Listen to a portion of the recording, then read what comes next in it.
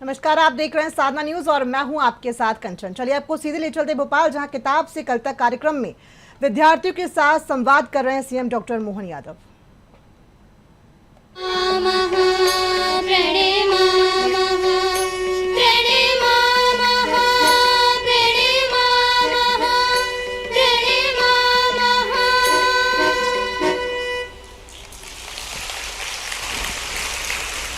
बहुत सुंदर वंदना के साथ माननीय मुख्यमंत्री जी का सभी विद्यार्थी गणों ने स्वागत किया और अब हम स्कूल से ही जो मंत्रिमंडल हैं उनको मंच पर आमंत्रित करेंगे, जो माननीय मुख्यमंत्री जी को पौधा भेंट करके कमला नेहरू सांदीपनी कन्या शासकीय विद्यालय की संपूर्ण विद्यार्थी गणों की ओर से स्वागत करेंगी।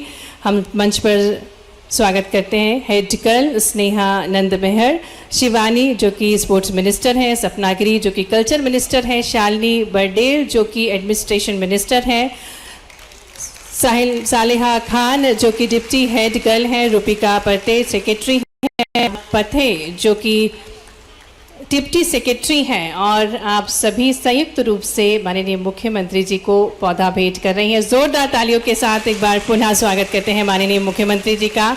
आज माननीय मुख्यमंत्री जी हमारे बीच उपस्थित हैं आप सभी से संवाद करने के लिए, साथ ही में जो आपके सपने हैं उनको पूर्ण करने के लिए, उन्हें और नई ऊर्जा देने के लिए, आपकी जिज्ञासाओं को दूर करने के लिए।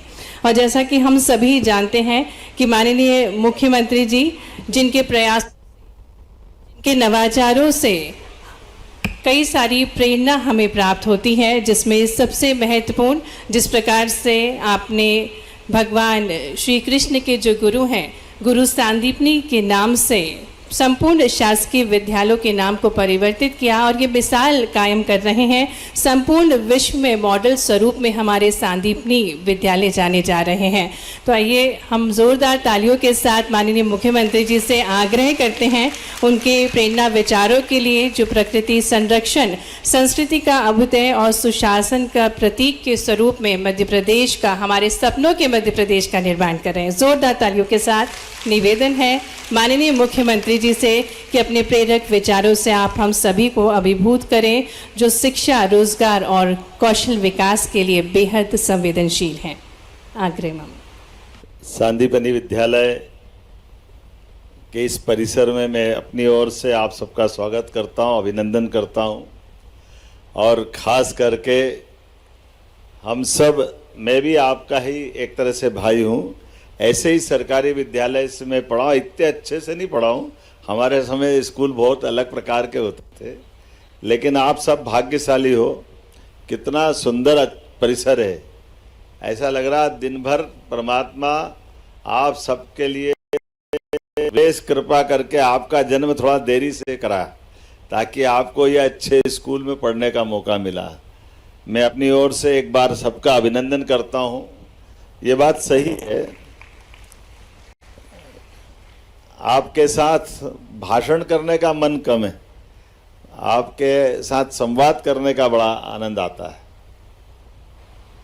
मैं वैसे ही आपसे बात जब करने जा रहा हूँ तो हमारे यहाँ भारत की विशेषता है कि हम अपने विद्यालयों के बलबूते पर, शिक्षा व्यवस्था के बलबूते पर भारत को दुनिया भर में मान सम्मान मिलता है, भारत को बहुत आदर से देखते हैं।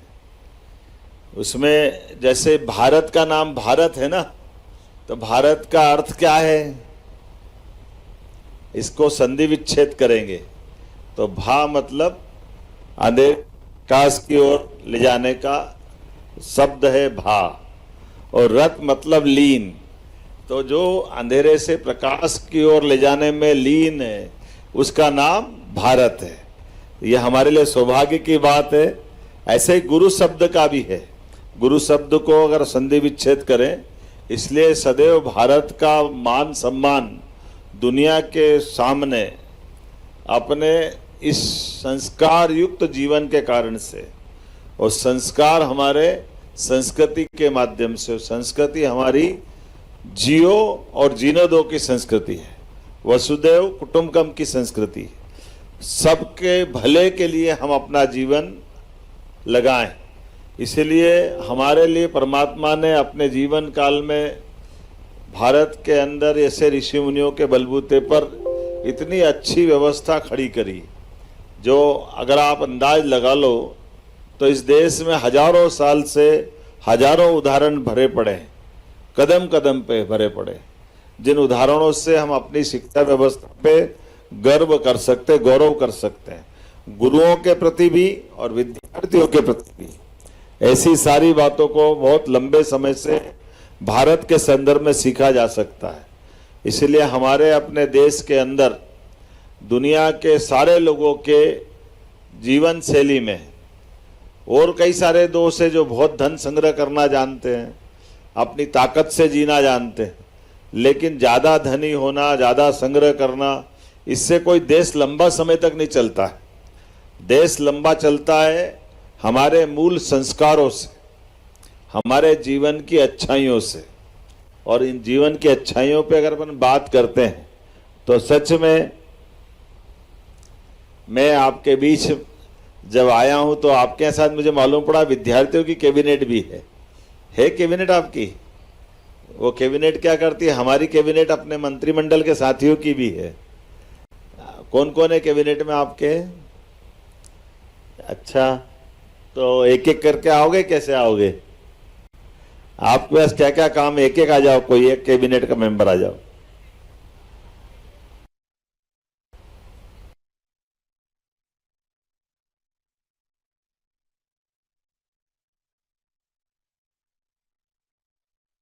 चले आइए आइए, कैबिनेट वालों का तो आनंद है ही।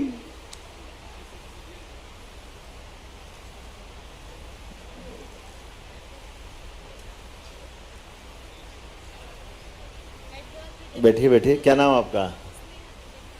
इसका नाम क्या है? अच्छा, और इनका पास में शिवानी। एक इधर आ जाओ, इधर आ जाओ।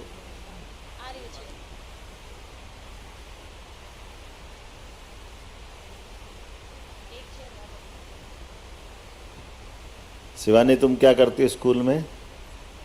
शिवानी कौन है? तुम शिवानी हो, क्या करती हो? इस एक माइक है क्या कॉर्डलेस? इसको कार्डलेस दो। बैठो बैठो बैठो। कौन सी क्लास में शिवानी? 12th। क्या सब्जेक्ट है? मैथ्स। शिवानी के पास क्या स्पोर्ट्स का काम बता रही? सर, मैं अपने विद्यालय की स्पोर्ट्स मिनिस्टर हूँ, जो कि हमारे छात्रों को स्पोर्ट्स में बहुत ज़्यादा इंटरेस्ट है। जैसे कि अगर उनका कोई स्पोर्ट्स है, वो अपने गेम्स वगैरह में इंटरेस्ट लाना चाहते हैं, टीचर्स से नहीं बोल पाते खेलने के टाइम पे कि ऐसी प्रॉब्लम है जो वगैरह, तो मैं उनकी बात सुनती हूँ। हमारे विद्यालय में समय समय पे स्पोर्ट्स मीट्स होती हैं, गेम्स वगैरह कंटिन्यू करवाया जाता है। बहुत अच्छा। पास में? सर, मेरा नाम सपनागिरी, क्लास 12th। मैं सांस्कृतिक कल्चरल मिनिस्टर हूँ। तो जो भी प्रोग्राम्स वगैरह होता है तो हमारी एक टीम है, तो हम सब मिलकर वो काम देखते हैं। बहुत अच्छा। और पास में? सर, मेरा नाम रूपिका पढ़ते हैं। मैं 11th की माइक पास में ले लो बेटा। क्या नाम बताया? 11th की छात्रा। नाम क्या?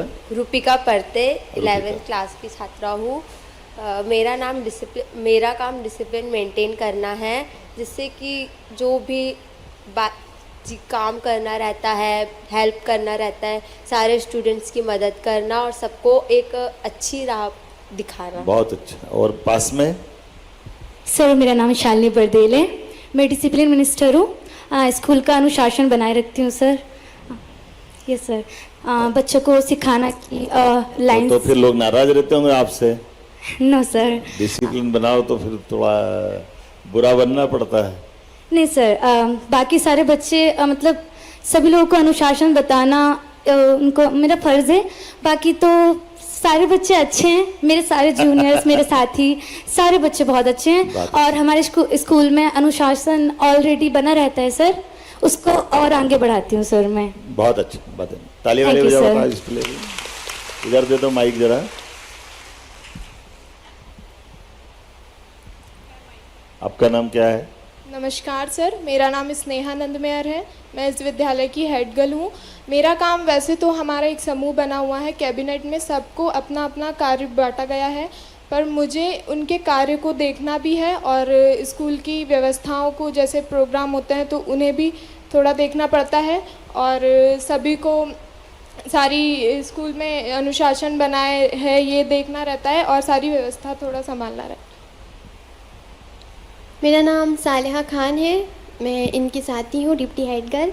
तो जो भी कार्य आप कौन होता सी है क्लास में हैं? 12 जी। बहुत अच्छा। तो पास में क्या है? नमस्कार सर, मेरा नाम भावना पटे और मैं सेक्रेटरी हूँ और मुझे हमारी सबका एक समूह है और मेरी सीनियर्स जो मुझे काम बताती है, मतलब साथी है, मैं उस काम को करती हूँ। जोरदार।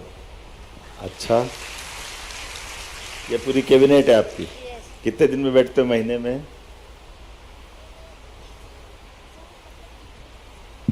टीचर के साथ बैठते हैं, रोज बैठते हैं, फिर महीने में एक बार। और कितने साल के लिए बनती कैबिनेट? 1 साल के लिए। अभी बन गई अब इस साल? होने वाली है। माइक ले लो बेटा। अभी मेरा 12th हुआ है तो मैं तो पास आउट हूँ। बाकी अभी हर साल अपने इलेक्शन आप होते बनते रहते जाते हैं। हैं। जी सर, तो इलेक्शन वोट होते कितने लोग देते हैं? हैं। सारे बच्चे साथियाँ देते तो हैं, कोई- जूनियर्स देते हैं। हारते भी होंगे फिर, हाँ, तो वो बुरा नहीं मानते? नहीं, जैसा एज इट इज़ होता है ना, जैसे इलेक्शन होते हैं सेम वैसा ही इलेक्शन होता है स्कूल में। तो कोई कैंपेनिंग करते हैं क्या? जी सर। कैंपेनिंग भी होती है? हाँ। अच्छा, वाह, अच्छा, गजब। ये तो हमको मालूम नहीं था, नई बात मालूम पड़ी। बहुत अच्छा। एक माइक इधर भी दे दो। बहुत अच्छा। और बाकी क्या ठीक चल रहा है? कोई बजट? अच्छा, तो पूरे साल का कैलेंडर बनाते होगे, कैसे काम करना, क्या करना, कितना काम करना। और कोई खराब काम करता तो हटाने का है बीच में? हटाते हैं? अपना काम सब कर लेते हैं, अच्छे से कर लेते हैं।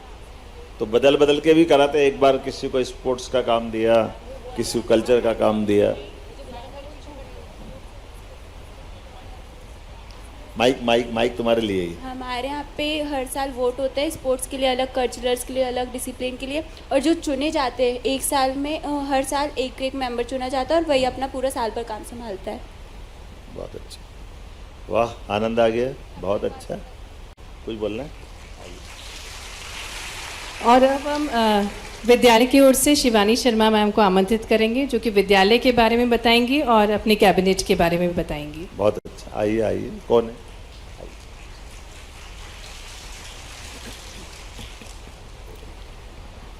माननीय मुख्यमंत्री महोदय एवं प्यारे बच्चों, सबसे पहले तो मैं विद्यालय परिवार की ओर से माननीय महोदय का हार्दिक स्वागत करती हूँ। महोदय जी, हमारे लिए अत्यंत हर्ष और गौरव का विषय है कि आपके करकमलों से हमारे विद्यालय में किताब से कल तक कार्यक्रम आयोजित हो रहा है। आपका सानिध्य हमारी छात्राओं के लिए प्रेरणा, उत्साह और नई ऊर्जा का स्रोत है। मैं बताना चाहूँगी, वर्ष 1958 में स्थापित कमला नेहरू विद्यालय माननीय मुख्यमंत्री महोदय जी की प्रेरणा से आज सांदीपनी विद्यालय के रूप में गुणवत्तापूर्ण एवं आधुनिक शिक्षा प्रदान कर रहा है। हमारे विद्यालय में नर्सरी से कक्षा 12वीं तक लगभग 1800 छात्राएं अध्ययनरत हैं।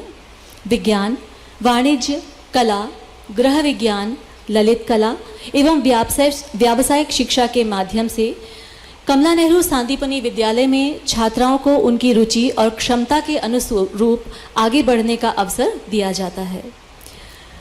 सांदीपनी विद्यालय की अवधारणा केवल अच्छी इमारत, आधुनिक सुविधाओं तक सीमित नहीं है, बल्कि इसका उद्देश्य विद्यालय की प्रत्येक छात्रा का सर्वांगीण विकास करना है। इसी उद्देश्य से हमारे विद्यालय में स्मार्ट कक्षाएं, स्टेम लैब, विज्ञान प्रयोगशालाएं, कंप्यूटर लैब, गणित प्रयोगशाला, पुस्तकालय तथा डिजिटल शिक्षण संसाधनों का प्रभावी प्रयोग किया जाता है।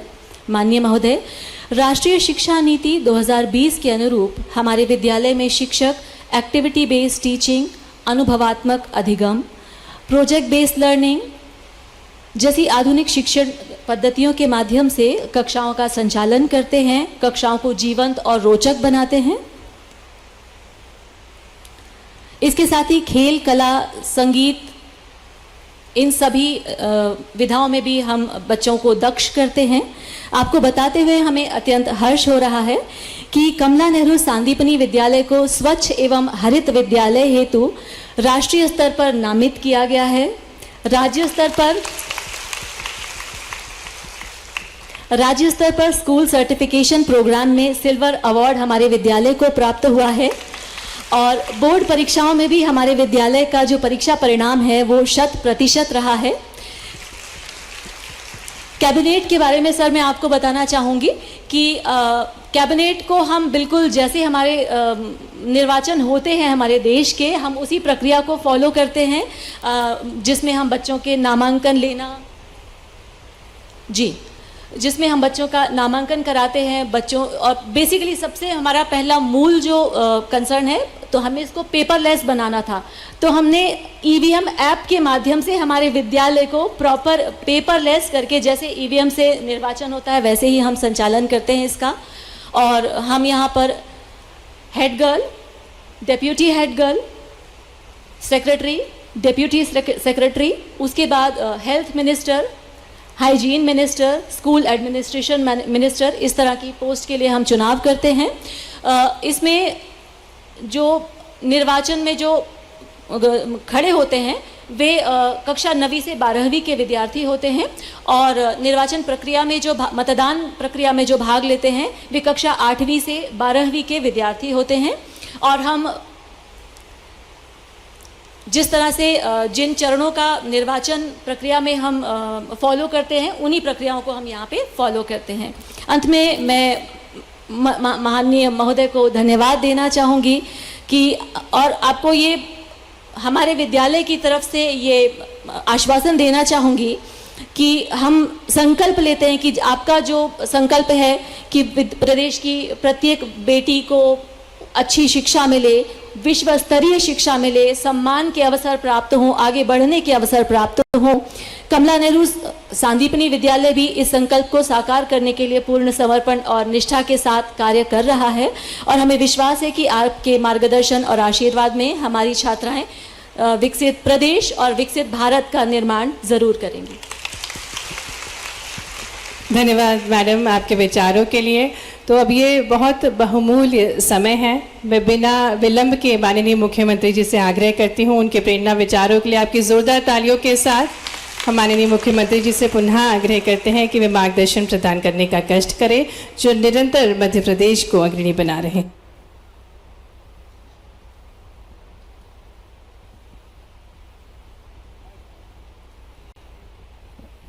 मैं आज के इस अवसर पर सच में आज सवेरे से आपके स्कूल के कई सारे अलग अलग गतिविधियों के बीच में मैं गया हूँ।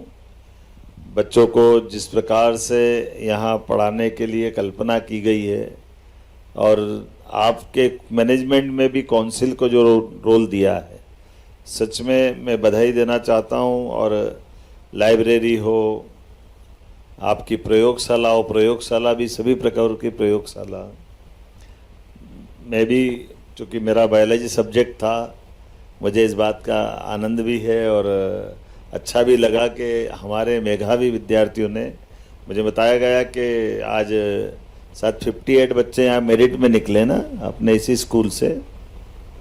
और प्रदेश भर में भी मुझे आज आपके माध्यम से सांदीपनि विद्यालय ये देश के सबसे बढ़िया विद्यालय है और सबसे अच्छे विद्यालय के विद्यार्थियों को मेरी अपनी ओर से बहुत बहुत बधाई, आप सबका अभिनंदन।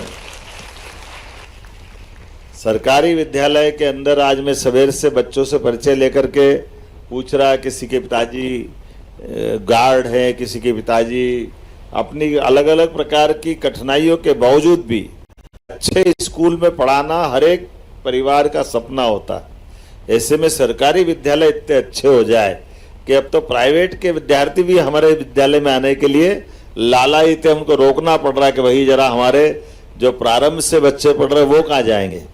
तो उनके लिए भी ताली बजा दे सभी बच्चों के लिए जितना अपना ये आनंद मिला है। मैं अपनी ओर से एक बार फिर आप सबका स्वागत करता हूं। दो चार बातें मेरे मन में आती है कि ये बात सही है। मैं अगर आप सबसे पूछता हूं कि हम सब पढ़ने के लिए स्कूल में आए हैं। अब अपने स्कूल में पढ़ने के बाद इतनी अच्छी व्यवस्था सरकार ने आपके साथ खड़ी की है। तो जैसे हमारे जीवन का पढ़ने लिखने के साथ जो उद्देश्य है, इसमें हमारे मन में आता होगा हम डॉक्टर बने, वकील बने, इंजीनियर बने, सीए बने, ऐसे ही है ना। आगे बढ़ने के लिए यही सब चाहिए। लेकिन अब इसमें से सेना में कौन कौन जाएगा? तो कितने हाथ उठे? 4, रख दो नीचे, कोई बात नहीं। किसान परिवार से कौन कौन आता है? खेती बाड़ी जिनके परिवार में होती है, आधे हाथ हो गए ना अपने, नीचे रखो। अब हम पढ़ लिख के खेती करेंगे, ऐसे हाथ खड़े करो। एक हाथ। तो ये एक चुनौती हमारे सामने है। हम आए खेती करते हुए परिवार से, लेकिन सब अगर खेती छोड़ेंगे तो काम चलेगा क्या? चुनाव कौन लड़ना चाहता है?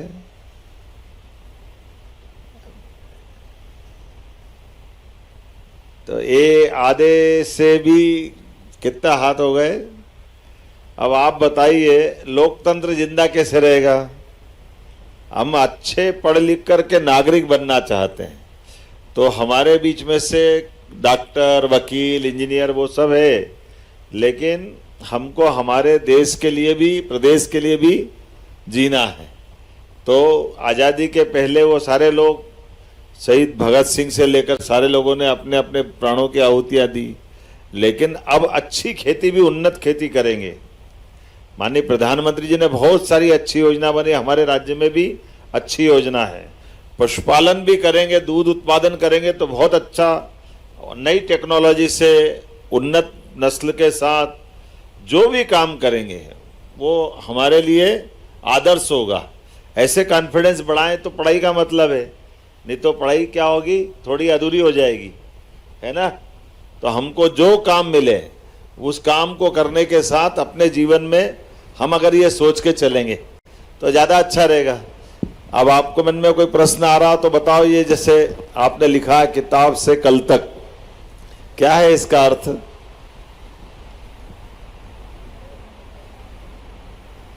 कौन बताएगा? कोई भी बोल सकता है।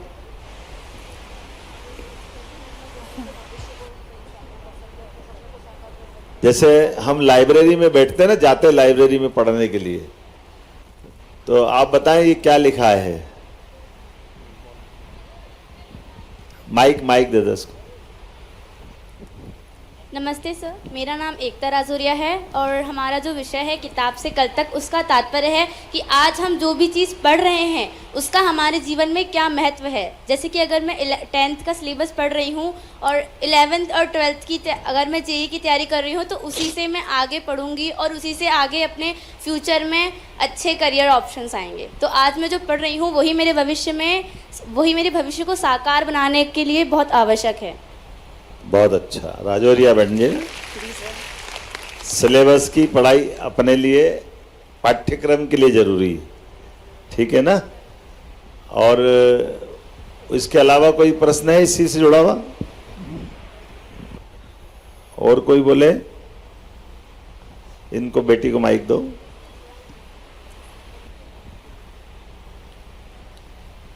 महोदय जी, नमस्कार महोदय जी, मेरा नाम प्रिंसी विश्वकर्मा है और मैं कक्षा 12वीं कॉमर्स की छात्रा हूँ। मेरा आपसे प्रश्न है कि माननीय महोदय, क्या आप चैट जीपीटी का प्रयोग करते हैं? यदि हाँ तो आप उसमें क्या सर्च करते हैं, मैं जानना चाहूँगी। अभी तो मैं किताब से कल तक में उलझा हुआ, तो तुमने नया प्रश्न खड़ा कर दिया। चैट जीपीटी ये हमारी जिज्ञासाओं के लिए एआई के माध्यम से, जैसे मैं निश्चित करता हूँ चैट जीपीटी का उपयोग। मैं अगर कोई कार्यक्रम में गया हूँ तो उस कार्यक्रम के सब्जेक्ट को डाल करके उसमें आज की दशा में हमको क्या बोलना चाहिए, क्या रखना चाहिए। लेकिन एक जानकारी बता देता हूँ, ये चैट जीपीटी हो, ग्रोक्स हो, बाकी ये जो आज हमको बता रहे हैं, इनके लिए भी वो आखिरी नहीं है। अभी वो बहुत सारे मामलों में फिर जब हमको बताते हैं कि आपने गलत बताया तो सॉरी करके वो संशोधन करते हैं। इसलिए एआई का उपयोग करना चाहिए, लेकिन एआई का उपयोग दिमाग खोल के भी करना है। इसलिए मेरा कोशिश करता हूं कि हमारे पास अगर आंकड़े इकट्ठा करना हो तो आंकड़े भी, लेकिन उसको क्रॉस चेक जरूर करना चाहिए। ठीक है ना? बहुत अच्छा। और अभी तो मैं कितना, हाँ बताओ, तुम कुछ पूछ रहा? इसको माइक देना बेटी को। जय हिंद माननीय महोदय जी, मेरा नाम लारा खत्री है। मैं कक्षा 12वीं कॉमर्स की छात्र हूँ। क्या आप इंस्टाग्राम या सोशल मीडिया का प्रयोग करते हैं? इंस्टाग्राम का तो करना पड़ता है, क्योंकि आज के ज़माने में सोशल मीडिया में जो राजनेता या हर एक व्यक्ति आज के ज़माने में ये सोशल मीडिया के ऊपर रहता ही है। सर यदि हाँ तो आप किसे फॉलो करते हैं? किसको करना चाहिए? बेटी बोल रही है पीएम सर को, देखो कितना अच्छा बोल रही है। तो मैं पीएम सर को फॉलो करता हूँ और बहुत सारे विषयों को फॉलो करता हूँ, मुझे अच्छा लगता है। और इसको माइक दो बेटी को। सर मेरा आपसे प्रश्न है कि हम जो सिलेबस कंप्लीट कर रहे हैं वो तो है, लेकिन उसके साथ साथ हमें ऐसी कौन सी पुस्तकें पढ़नी चाहिए जो हमारी सामान्य ज्ञान को मतलब और हमारे लिए अच्छी हो आगे फ्यूचर में? अच्छा प्रश्न किया। जैसे हम अपने पाठ्यक्रम की पढ़ाई तो करते हैं, लेकिन पाठ्यक्रम की पढ़ाई के अलावा भी हमारे लिए दिमाग में, हमारे लिए पहले मन में क्या आ रहा है, हम अगर आगे क्या बनना चाहते हैं, हमने अपने जीवन का टारगेट तय करना चाहिए। तो टारगेट जब तय करते हैं तो फिर हमको उससे जुड़े हुए विषय पे जाना चाहिए, तो हमको अपनी लाइन बनती जाएगी। अगर हमको साइंटिस्ट बनना है या हमको खिलाड़ी बनना है जैसे, या आपको वकील बनना है, तो हम उसके आसपास चलते हुए जाएंगे तो अपने आप वो, जैसे वो श्री राम शर्मा गायत्री परिवार वाले लिखते हैं ना कई बार, जो जैसा सोचता और करता वो वैसा बन जाता है। तो ये परमात्मा की दया से हमारे लिए ये परमात्मा ने एक अपने शरीर के अंदर विशेष गुण दिया है। जैसे मैं मेरे जीवन के लिए बताता हूँ, मैंने बीएससी एलएलबी जमाने भर की पढ़ाई करी, लेकिन मेरे मन में आया मैं नौकरी नहीं करूँगा, तो मैंने नौकरी नहीं की। मुझे लगा कि खेती भी करना चाहिए, तो मैंने खेती भी की।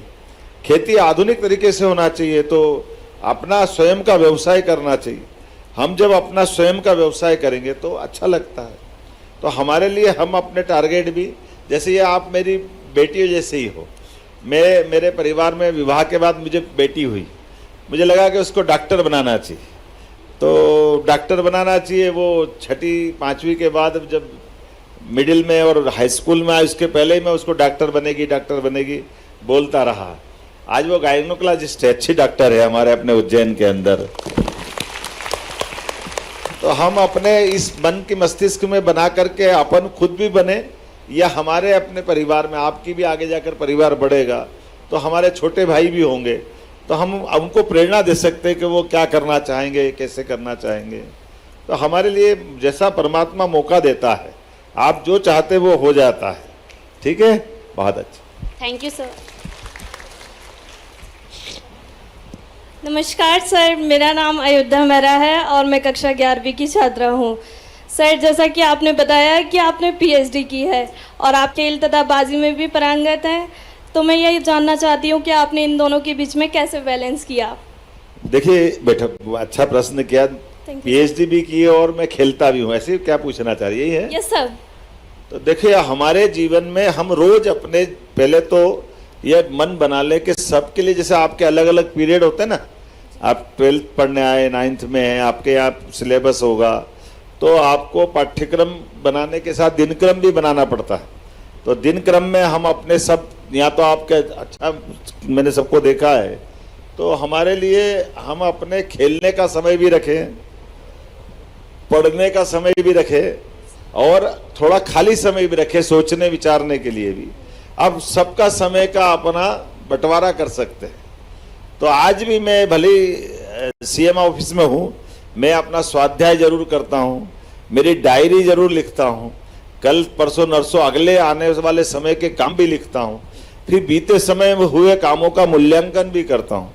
तो जब मैं पढ़ने गया तो ऐसे ही मुझे लगा कि BSc LLB करने के बाद मैं UDA चेयरमैन हो गया, तो मुझे लगा कि मुझे पॉलिटिकल साइंस में MA करना चाहिए। तो मैं अपना उज्जैन विकास प्राधिकरण का अध्यक्ष होते होते भी मैंने अपना MA की पॉलिटिकल साइंस की पढ़ाई की। जब वो पढ़ाई हो गई तो उस समय लगा कि अब इसकी PhD भी कर लेना चाहिए। उसके पहले मैं MBA करने का मन बना था। मैं जब टूरिज्म कॉर्पोरेशन का चेयरमैन था तब मैंने MBA किया था। तो हमारी पढ़ाई से ये मन में नहीं आना चाहिए कि भाई हमने अपना कोई व्यवसाय कर लिया, किसी मुकाम पे पहुंच गए, इसके बाद पढ़ाई बंद कर दो। क्यों बंद कर दो? पढ़ाई चलना चाहिए, लेकिन ये भी नहीं हो कि हमेशा डिग्री चाहिए। संयोग से मेरे पास डिग्रियां हो गई, लेकिन ऐसा भी नहीं कि हमको पढ़ने के लिए डिग्री जरूरी है। हमारे मन की जिज्ञासा को समाधान करने के लिए आपने लिखा ना किताब से कल तक, तो ये एक जरूर हमको पढ़ने के बारे में थोड़ा सा अनुशासन भी लाना चाहिए। कभी कभी क्या होता है कि पढ़ने के साथ में हमको अपने जैसे लाइब्रेरी में जाकर के पढ़ाना ये अच्छा विषय है, लेकिन हमारी पढ़ाई के साथ हमको ये तय करना चाहिए कि इस पढ़ने के बलबूते पर मैं अपना बाकी का भी माइंड सेट करना चाहिए कि ये मैं स्वाध्याय के लिए पढ़ रहा हूँ, तो इस पढ़ने का मैं समय पे जब उपयोग होगा। लेकिन कभी कभी हमारा पूरा समय हम उसमें बिगाड़ दें, ये भी अच्छी बात नहीं।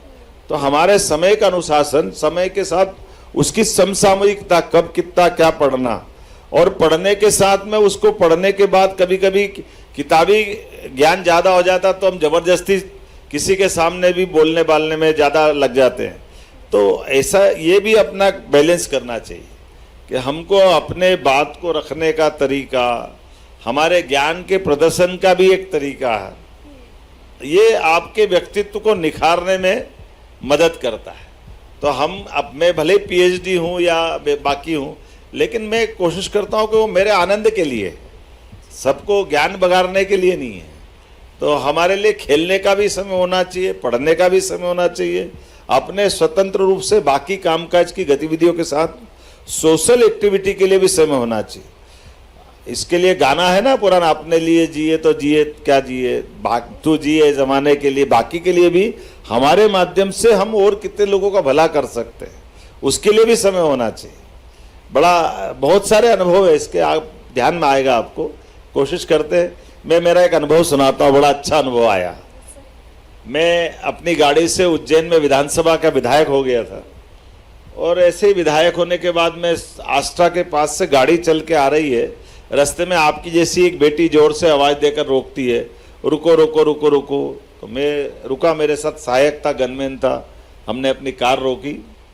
तो उन्होंने कहा देखो ये घायल पड़ा है और ये बहुत ज़्यादा चोट लगी इसको, और इसको तुरंत हॉस्पिटल पहुंचाना है। मैं 25-50 लोगों को हाथ दे चुकी, कोई रोक नहीं रहा, कृपा करके आप ले जाओगे क्या? मैंने कहा जरूर लेता हूँ।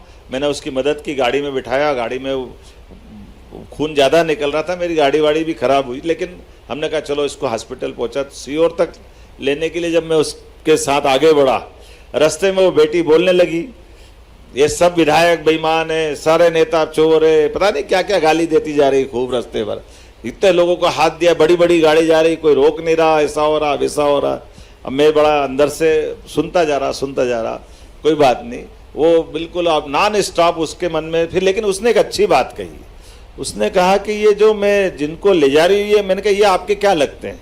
उन्होंने बोले मेरा कोई नहीं लगता है। मैं समझा आपके भाई वगैरह, बोले कोई मेरे भाई नहीं है, मैं भी एक यहाँ से अप डाउन करती हूँ और अपने स्कूल जाती हूँ, और ये बच्चा भी, ये अपना भैया कहीं ना कहीं कोई काम करने जाता है, तो मेरा इतना ही फर्ज है कि घायल है तो इसको हॉस्पिटल पहुँचाना चाहिए, इसलिए मैं सबको रोक रही हूँ, कोई रुकने। मुझे उसकी भावना अच्छी लगी।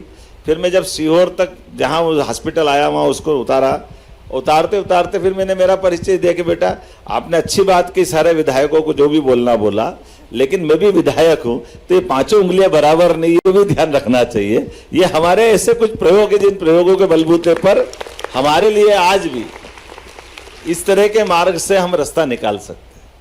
ठीक है, थैंक यू सर। ये कुछ पूछ रही, एक माइक दो भाई इधर।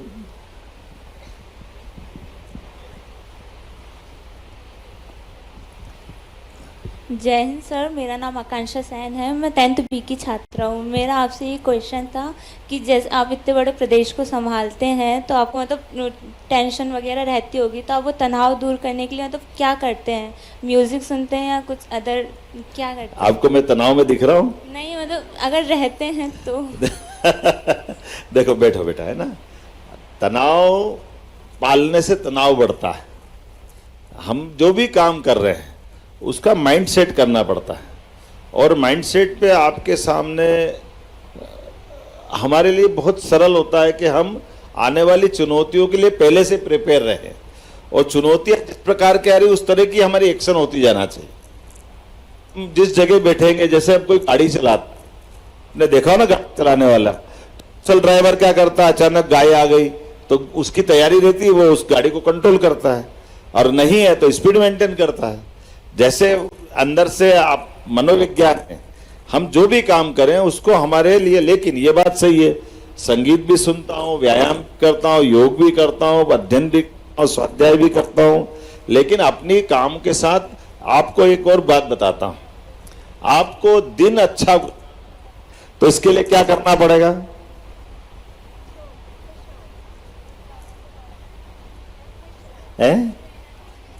खुश रहना पड़ेगा। और नहीं, ये तो हो गया। टाइम टेबल बनाना पड़ेगा। टाइम टेबल बनाना पड़ेगा, तो टाइम टेबल कभी कभी हम दिन का ही बनाते हैं, रात का भी बनाना चाहिए। रात में नींद भी अच्छी लेना चाहिए। जब आप नींद पर्याप्त लोगे तो दिन अच्छा जाएगा, ये भी ध्यान रखने की जरूरत है ना। थोड़ा सा उल्टा मामला, मैं सोने की बात कर रहा हूँ, देखो लोग आपके शिक्षक कहेंगे सुला रहे हैं, लेकिन ये शरीर विज्ञान है। हमको हमारे हर एक काम को आनंद के साथ अच्छे से करने की आदत होना चाहिए। बहुत अच्छा। पीछे वाली बेटी, हाँ। नमस्कार महोदय, मेरा नाम निकिता कटारा है और मैं कक्षा 12वीं की छात्रा हूँ। सबसे पहले मैं आपका धन्यवाद देना चाहूँगी कि आपने इतने सुंदर विद्यालय हमें उपलब्ध करवाए। मेरा प्रश्न है कि बहुत धन्यवाद।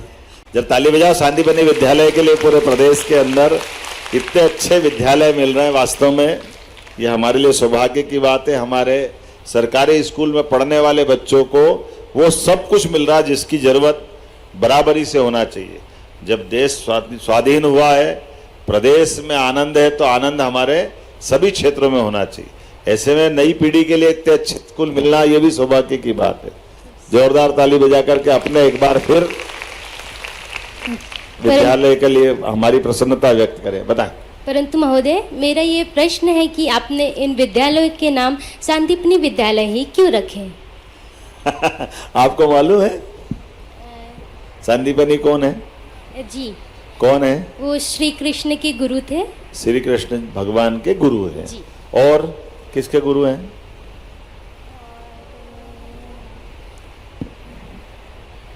सुदामा जी। सुदामा जी के लिए जरा इसके लिए ताली बजा। क्या नाम है तुम्हारा? आकांक्षा सेन। आकांक्षा सेन। श्री कृष्ण और सुदामा, इनकी कहानी मालूम है? क्या मालूम है? बताए जरा, कौन बताएगा? श्री कृष्ण सुदामा दोनों क्या अंतर है? सर, वो दोनों ही मित्र थे, परंतु मतलब जो श्री कृष्ण थे वो समृद्धि थी उनके पास, बहुत अच्छा, और भी था, पर जो सुदामा थे वो थोड़े दरिद्र थे। बहुत अच्छा, ताली बजाओ बेटी को मालूम है। ये वास्तव में हमारी उस काल की ये कितने साल पुरानी बात है? लगभग 5000 साल से ज़्यादा पुरानी बात है। तो 5000 साल पुराने भी गुरुकुल मतलब स्कूल इतने अच्छे थे कि जहां मित्रता हुई गरीब और अमीर दोनों की। ऐसे ही हुआ ना। और अपनी मित्रता को भगवान कृष्ण जब द्वारकाधीश हो गए और सुदामा के जीवन में उनके बच्चे बच्चे का विवाह करना था, घर में गरीबी थी, मकान कच्चा था, 50 परेशानी थी, ऐसे में उनने अपने मित्र सुदामा मदद मांगने उनके पास आए द्वारका में। तो द्वारकाधीश बड़े, वो तो बहुत साम्राज्य, बहुत सक्षम साम्राज्य था। ऐसे में फटे कपड़े से कोई गरीब आदमी आकर कहे कि मैं आपके राजा का दोस्त हूँ, तो लोगों ने माना ही नहीं। ऐसा होता है क्या? लेकिन भगवान कृष्ण को मालूम पड़ा कि सुदामा आया। बाकी कहानी आपको सबको मालूम है। सुदामा ने सबके सामने अपने गरीब मित्र को पहचाना भी सही, अपने पास भी बुलाया और उनको अपने उस कष्ट को बोलने के पहले ही सारी बातें समझ भी गए और समझने के बाद उनको अपने पास 1 महीना 2 महीना 4 महीना रखा। ऐसे ही उनकी कहानी है। और उनके वहाँ रहते रहते पीठ पीछे अपने मित्र सुदामा की कठिनाइयाँ दूर करना चालू कर दी। उनका कच्चा मकान था तो पक्का मकान बना दिया, उनकी आर्थिक कुछ तकलीफें थी वो हल कर दी, जो उनके पीछे की कठिनाई वो सब हल कर दी। तो ये हमारे गुरुकुल की शिक्षा या स्कूल की विशेषता है, मित्रता की विशेषता कि गरीब अमीर कोई भी हो, लेकिन दोस्ती अगर हुई तो जीवन भर निभाना चाहिए। ये सांदीपनी आश्रम की विशेषता है। तो आप भी याद रखना अपने मित्रों को, मित्र मित्र होगा जीवन भर, दोस्त दोस्त होता है। गरीब अमीर तो परिस्थितियां हैं, कभी कोई क्या होता है कभी क्या होता है, लेकिन उस मित्रता के लिए और एक सबक दिया सुदामा के समय भगवान कृष्ण ने। उनको हाथ में नगद कुछ नहीं दिया, क्योंकि मित्र के हाथ में नगद देते तो मित्र की निगाह नीची होती, उनकी इज्जत खराब होती।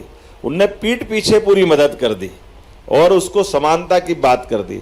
तो ऐसे अच्छे ऋषि गुरुकुल सांदीपनी। और एक और कारण है, वो भी मैं बताना चाहूँगा। सांदीपनी जी के जीवन में जब कंस को भगवान कृष्ण ने मार दिया, तब तक सांदीपनी जी के आश्रम चलते थे बनारस में, और बनारस में चलने वाले आश्रम के उस आधार पर बच्चों को पढ़ाते थे। लेकिन कंस जब सत्ताधीश हुआ, जैसे अभी अफगानिस्तान में और कई जगह हुआ ना, जब तख्ता पलट होता है तो सब व्यवस्था ध्वस्त हो जाती। तो स्कूल गुरुकुल बंद करके वो सांदीपनी जी भ्रमण करने निकले अपने 6 महीने के बच्चों को लेकर के। और वो वर्तमान के द्वारका, जिसको प्रभास पाटन का क्षेत्र कहते हैं, उस क्षेत्र में जैसे अभी आज़ादी के पहले तक अलग अलग देश के हिस्सों में अंग्रेज, डच, पुर्तगाली, कई सारे दूसरे देश के लोगों का भी कब्जा था।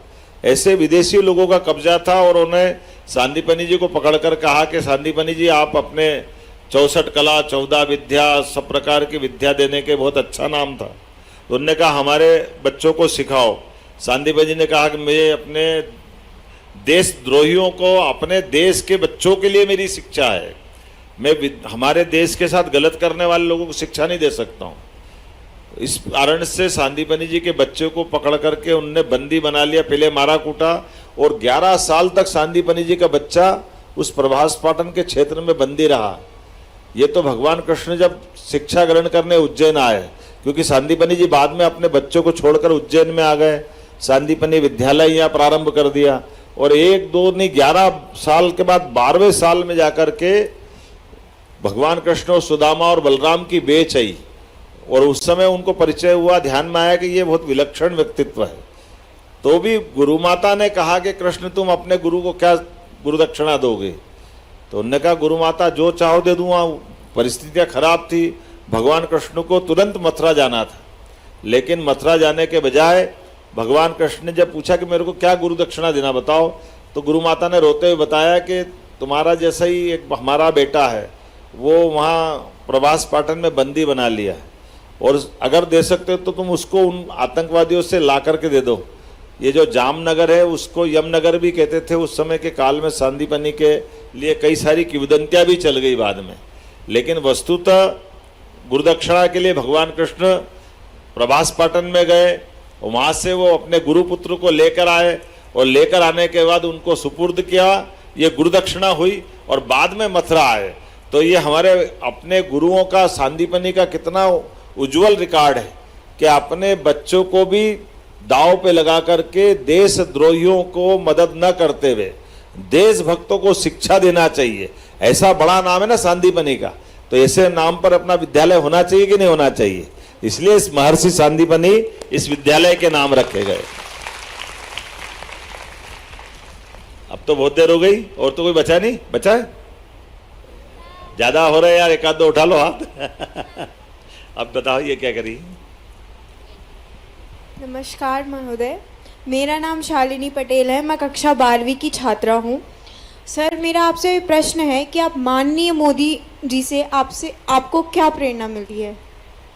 मोदी जी से प्रेरणा मिलती है, लगातार बगैर थके काम करते रहो और वंचित वर्ग के लिए काम करते रहो और निष्प्रभ से काम करते रहो। हमारे लिए काम ही आधार है और काम के लिए नई से नई टेक्नोलॉजी को, नई से नई तकनीक को सीखते रहो। नई तकनीक समाज हित में है तो उसको अंगीकार करो, उसको अपनाओ। बहुत धन्यवाद। हो गया? अब तो कोई नहीं बचा। ये तो खत्म नहीं होंगे, हमारे बच्चे बहुत सारे हैं। एक लास्ट इधर से ले लो। श्री माननीय महोदय जी, मेरा नाम रिया कुशवाहा है। मुझे ये पूछना है आपसे कि आपने कहा कि आपकी लड़की डॉक्टर है, तो वो किस स्कूल से पढ़ी है? मेरी बेटी पढ़ी है लोकमान्य तिलक उज्जैन के स्कूल से, बाद में इंदौर में एक स्कूल में बोर्डिंग स्कूल था, वहाँ पढ़ने गई थी और फिर बाद में अपने यहाँ चिरायू मेडिकल कॉलेज से उसने MBBS किया, बाद में PG किया और अभी गायनोकोलॉजिस्ट है। Yes sir, thank you sir. मेरा छोटा बेटा भी डॉक्टर है, वो आपके यहीं अभी भोपाल में PG करता है, हॉस्टल में रहता है। भगवान की दया से दामाद भी डॉक्टर है, बेटा भी डॉक्टर है, बेटी भी डॉक्टर है। एक बीच वाला बेटा वकील है, उसने LLM किया और PhD किया है। धन्यवाद माननीय मुख्यमंत्री जी। बहुत सहजता से, बहुत सरलता से आप सभी को माननीय मुख्यमंत्री जी ने मार्गदर्शन दिया। माननीय मुख्यमंत्री जी, आज पूरे मध्य प्रदेश के जो विद्यालय के विद्यार्थीगण हैं वो जुड़े हुए हैं, जिन्होंने आप सभी का मार्गदर्शन प्राप्त किया है। मैं आदरणीय प्राचार्य श्रीमती संगीता सक्सेना मैडम को मंच पर आमंत्रित करती हूँ कि वे आभार प्रस्तुत करने का कष्ट करें।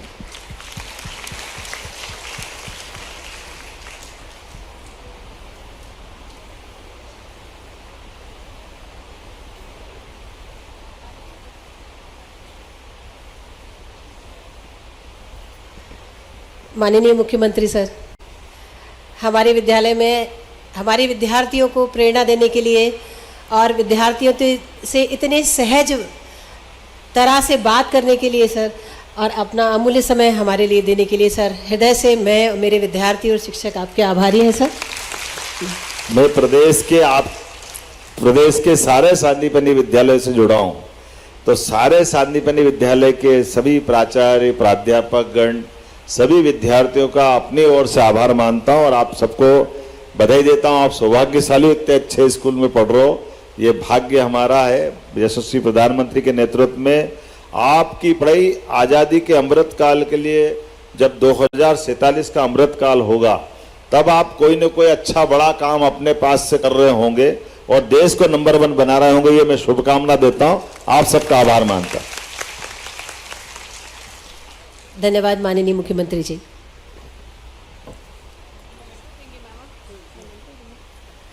हम आदरणीय प्राचार्य महोदय जी से निवेदन करते हैं कि माननीय मुख्यमंत्री जी को एक प्रतीक चिन्ह भेंट करके आभार प्रस्तुत करने का कष्ट करें। और ये बहुत सुनहरा अवसर था सभी विद्यार्थी गणों के लिए, जब माननीय मुख्यमंत्री जी ने कई सारी प्रेरणा हम सभी को प्रदान की और किस प्रकार से हमें जीवन को संतुलित करके अपना जीवन यापन करना चाहिए और खासकर गुरु का महत्व हमारे जीवन में कितना ज़रूरी है, ये सभी प्रेरणादायी विचार आपने हम सभी से साझा किए। जोरदार तालियों के साथ हम आभार प्रस्तुत करते हैं। और ये पेंटिंग भी एक विद्यार्थी द्वारा बनाई गई है। इसी विद्यालय कमला नेहरू सांदीपनि कन्या शासकीय विद्यालय की विद्यार्थी द्वारा बहुत सुंदर पेंटिंग आभार स्वरूप भेंट कर रही हैं प्राचार्य श्रीमती संगीता सक्सेना जी। और संपूर्ण सांदीपनि विद्यालयों के विद्यार्थीगणों द्वारा आपको आभार देते हैं माननीय मुख्यमंत्री जी, और आपकी तालियों के बीच आभार प्रस्तुत करते